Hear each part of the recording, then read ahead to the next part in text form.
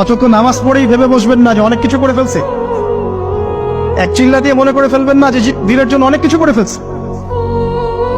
একটা হজ করেছেন, ওমরা করেছেন, সিয়াম রেখেছেন, দিনের জন্য দান সৎকার করেছেন, একটা মাদ্রাসা মসজিদ করেছেন, ভেবে বসবেন না আপনি সব অনেক কিছু করে ফেলেছেন এবং অন্যরা সব কক্রোচ তেলা পোকা ওরা জাহান্নামে যাবে, এমনটা মনে করবেন।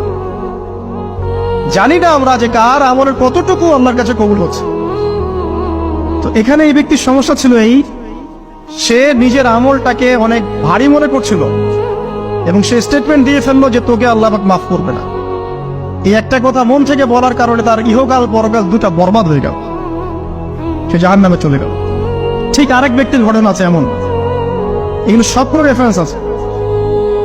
এক ব্যক্তি প্রচুর ইবাদত করত, আল্লাহ পাক তার ইবাদত করার জন্য পাহাড়ের চূড়ায় একটা সুন্দর ব্যবস্থাও করে দিয়েছিলেন। সেখানে ডালিম গাছ হতো, ঝর্ণা আসতো, খাবারের কোনো অভাব নাই। হাদিসে এসেছে 500 বছর সে ইবাদত করেছে। কত বছর?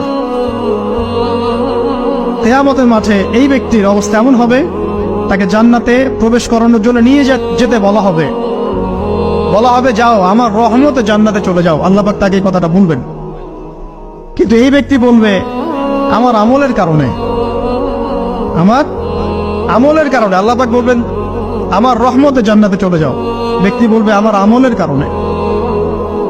আল্লাহ রাব্বুল আলামিন তখন তাকে দেওয়া সমস্ত নেয়ামত গুলোকে এক পাল্লায় করবেন আর তার সমস্ত আমলকে আরেক পাল্লায় করবেন।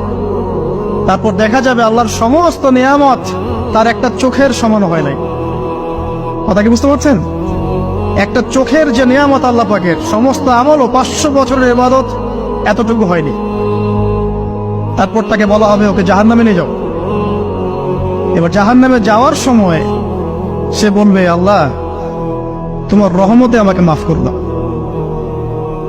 তখন আল্লাহ পাক তাকে আবার ডেকে নিয়ে আসবে, বলবেন যে তোমাকে যে আমি ইবাদত করার জায়গা করে দিয়েছিলাম, এটা কি তুমি নিজে করেছো না আমি করেছি? সে বলবে